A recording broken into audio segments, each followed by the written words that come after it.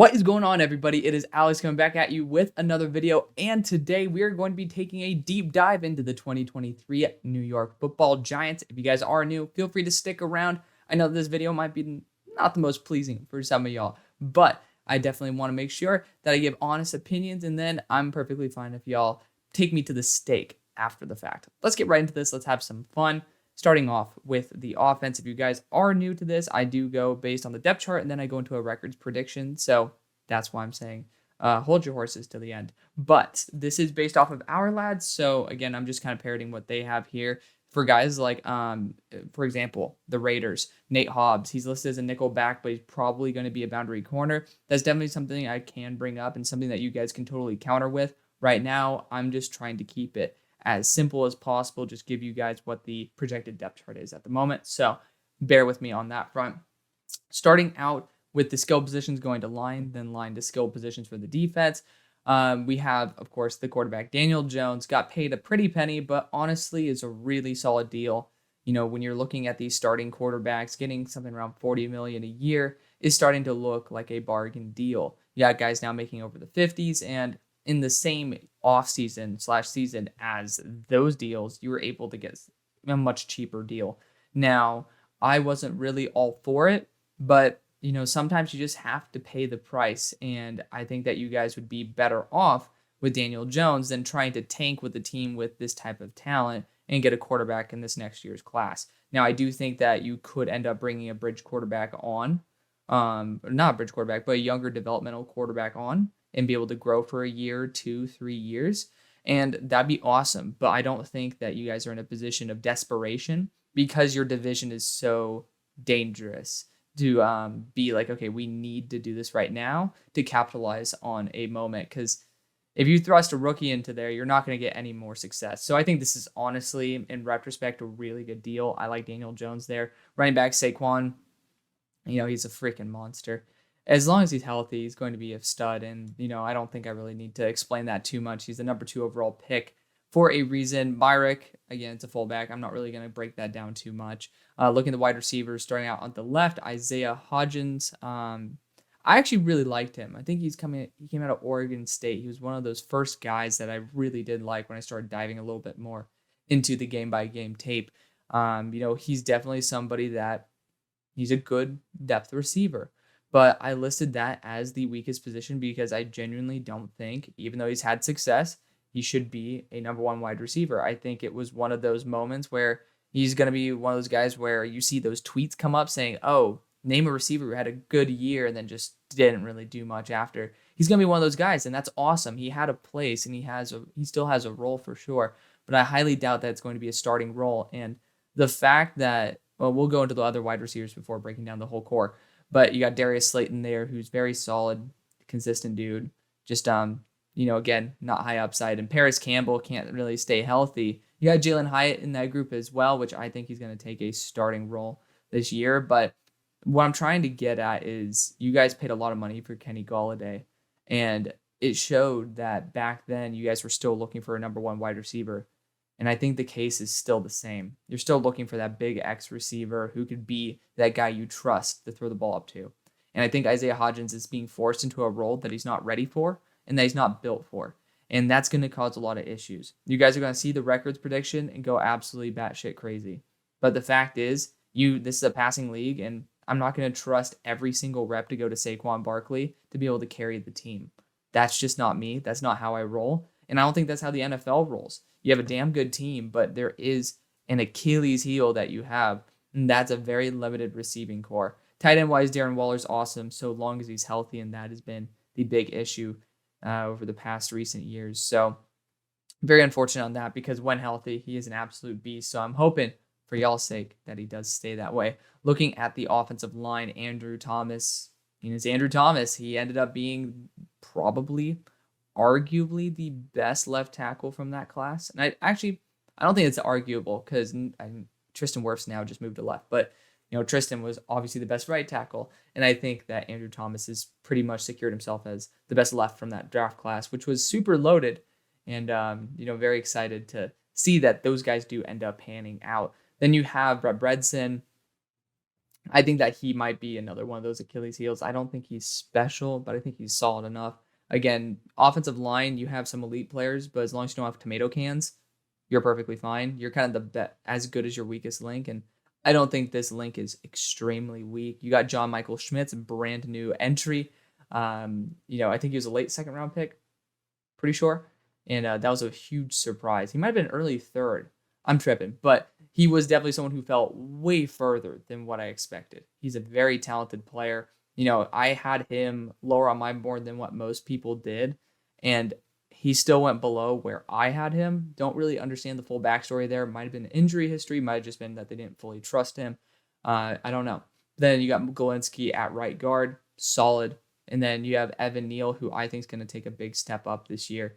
I did not have him on most improved because I think Darren Waller will be most improved due to health, but definitely somebody who could take a huge step there. But yeah, I think Jalen Hyatt probably going to take that rookie of the year category because I think he's going to start.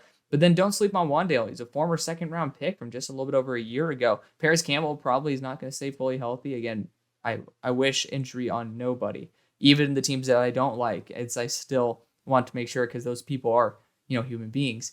But I do think that Wandale Robinson will be eventually also vaulted into a starting role, maybe because of injury, maybe because Paris Campbell might just still need to get some of the rust off. God only knows, but that's a second round pick right there. And I think that he could definitely be a very good asset. Next, we'll talk about the defense. They are a really good group. And I mean a really good group. Starting out at that defensive tackle spot, I believe it's Ashawn Robinson. I think that he might be one of the weakest links of this team, and he's still a damn good player. DeMarcus Lawrence is a beast. Leonard Williams is a monster. These guys are earning top dollar for a very good reason. Like, you guys have been hitting in the draft. Azeez Ojulari, Kayvon Thibodeau from Oaks Christian represent. You have unbelievable talent on that D line, especially on those outside linebackers. I think that Azeez, he was one of my favorite guys coming out of that draft. I think his knee was the issue, why he slipped to the second. And then KT is KT. He's proven to be a top tier player. Linebackers, you got Jared Davis, and I'm excited to see him take a step up because I think Bobby Okereke could definitely be one of those dudes who has a good influence on Jamin, who's had a very big issue with being able to at least stick onto a roster. Safety wise, Xavier McKinney, he was a super solid guy coming out of the first year that I covered the draft. And then Pinnock, I don't think he's cheeks, but I think that definitely is the weakness on this team. Darnay Holmes, who I also got to see / play against there at Calabasas High School. Fun to see him stay in the nickel there. He's a very good player. I like him a lot. Then you got Dory Jackson, who was an excellent signing when they brought him on, and it looks like he's still going to be starting. And then the first round selection, Deonte Banks, which I absolutely adored. I think that was the pick I think I gave it the only A++ of the draft. So I thought that was absolutely perfect because it fits Wink Martindale's system hand in glove. I thought he was a Baltimore Raven in my eyes, but what I think of Baltimore Raven DBs is because of Wink Martindale. So I think this is going to be absolutely awesome. I think overall you guys have done a phenomenal job. You could say the corners are the big plus. I think Deonte Banks might have a little bit of a learning curve, but I think in 2-3 years' time, we're going to look back and be like, damn, that was the best pick by far for the team. So notable backups, you got not Ashawn Robinson, I already talked about him, but Aaron Robinson from UCF. He was a former nickel. So I'm surprised to see that he's listed as a boundary corner. O'Shane Zimenez, extra depth there at outside linebacker too, which is awesome. Edge rusher.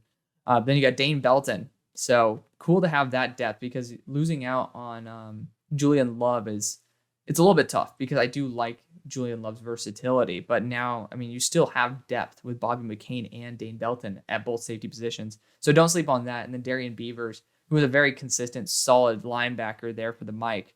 I think that you have some very good pieces here. So I think that Bobby McCain could step up into that role because of the fact that it might be the weakest point.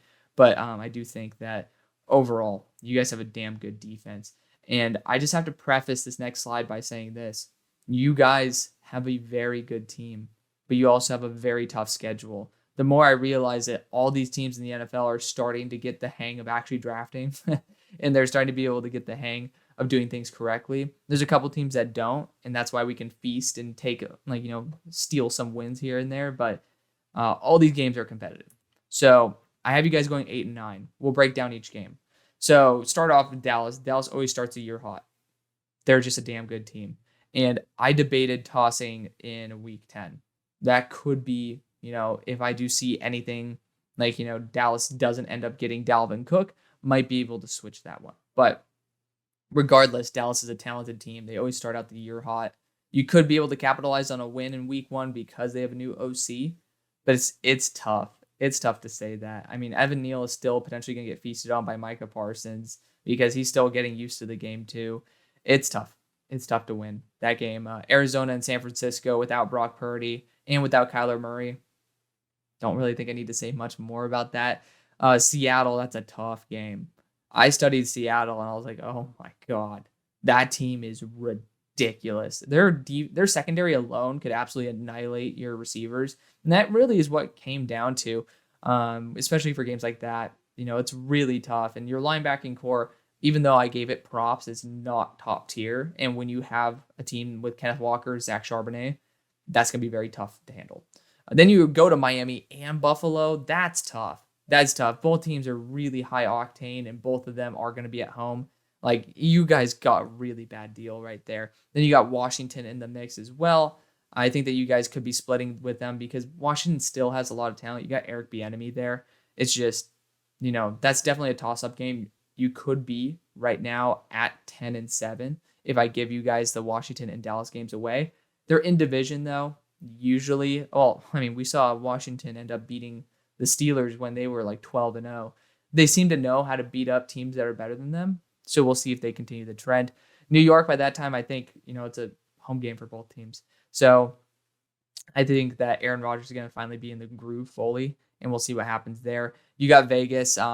Vegas is a tough team. I was talking about this on Twitter with Tristan, and he and I disagree about the scariness in terms of, like, I'm scared for the fans about how poor that defense is.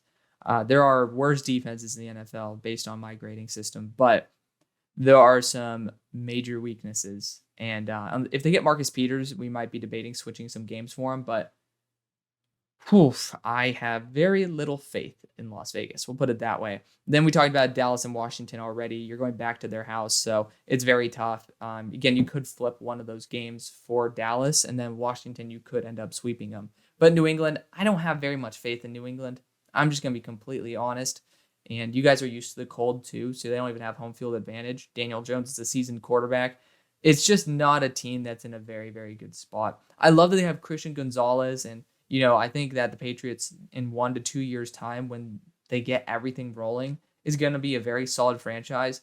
But right now, I just don't feel like they're at the level to compete with a lot of these teams that are doing a very good job in the draft and very good job in free agency. Then you got Green Bay. That was the game I honestly debated switching, but you guys are at home.